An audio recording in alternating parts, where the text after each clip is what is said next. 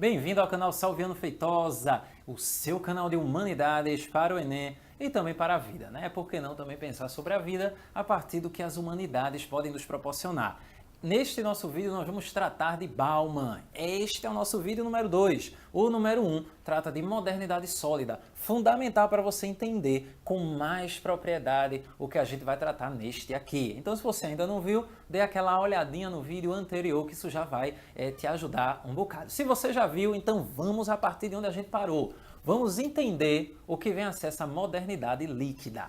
Primeira coisa que você tem que considerar, primeira coisa que você tem que ter em mente é a possibilidade de mudança. Pense feito a água que tem num copo feito este, sem forma.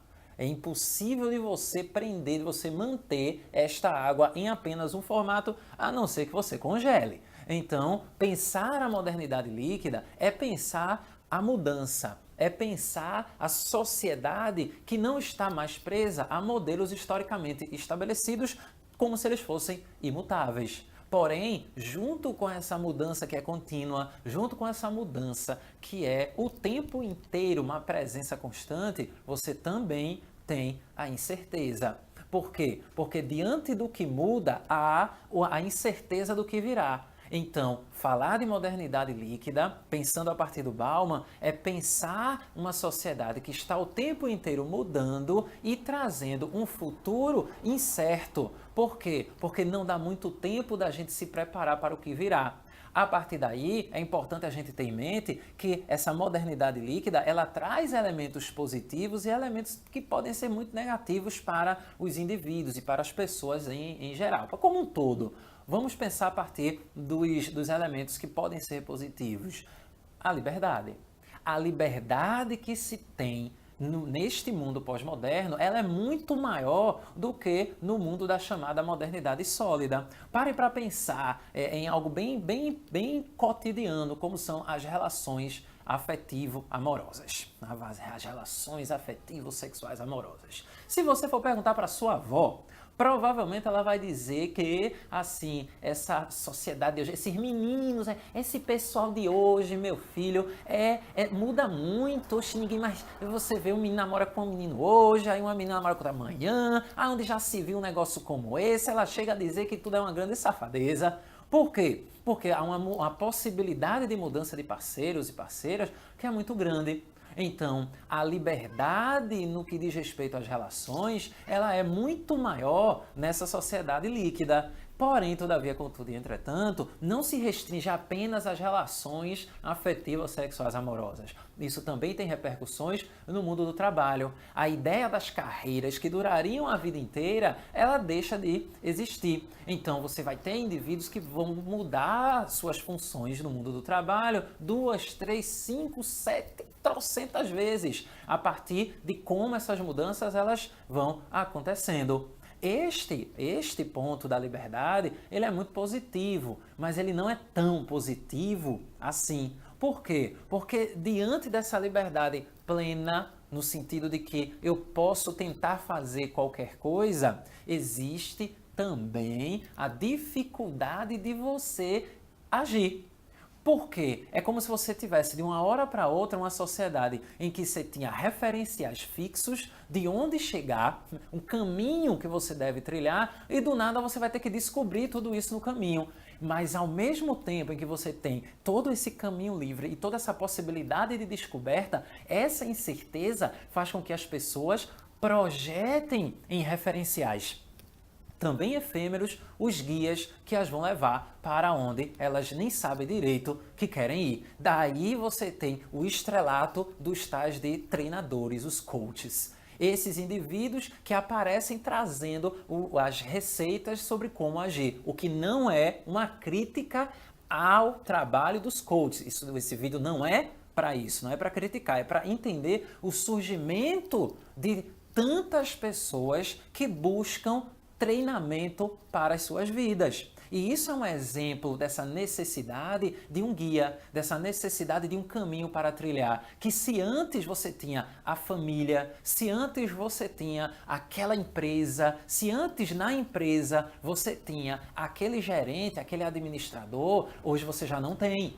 Por quê? Porque os próprios empregos eles estão em um caminho de alteração. Daí você tem a proliferação de termos como reengenharia, recolocação no mercado. Agora, vamos pensar isso de maneira mais ampla ainda. Bauman, ao tratar dessa modernidade líquida, ele também mostrou como a cultura ela também traz esse reflexo. Então você não tem mais aqueles atores, aquelas atrizes, aquelas produções culturais de longo período. Você vai ter o artista da moda, aquele que venceu o concurso, que ao mesmo tempo em que você quebra o monopólio que existia da possibilidade do surgimento desses atores, atrizes, artistas e afins, você também cria essa instabilidade. No sentido de quê? De que a partir do que interessa, a partir dessa reprodução contínua, a partir da busca incessante pelo novo que se adequa a essa mudança que caracteriza a sociedade líquida,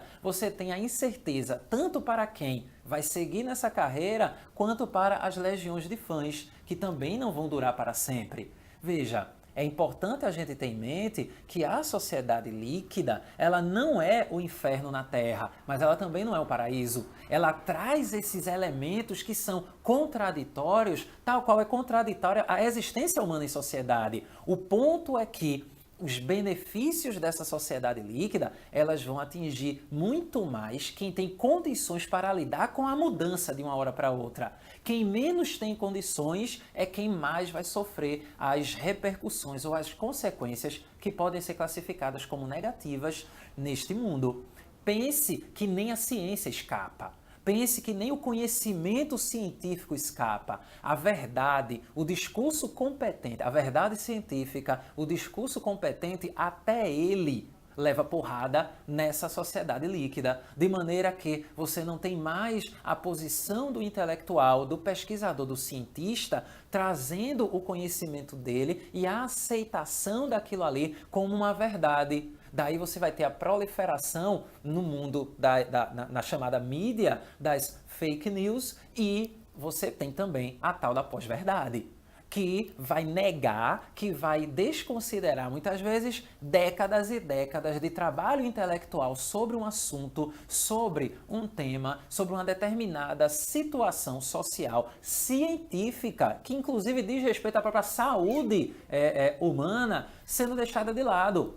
Então, o que é que essa modernidade líquida traz, ao final das contas? Mudanças, incertezas tamanhas que têm uma importante contribuição na proliferação de estados mentais que são caracterizados pela angústia de existir, como, por exemplo, a ampliação de pessoas em situações de ansiedade, em estados depressivos e também, em muitas instâncias, a prática de suicídios. Tudo isso faz parte das contradições que essa modernidade líquida traz. Gostou da aula? Inscreva-se no nosso canal, curta a nossa página facebookiana, me siga no Instagram, @salvianofeitosa, acesse o site salvianofeitosa.com.br e o mais importante, experimente pensar.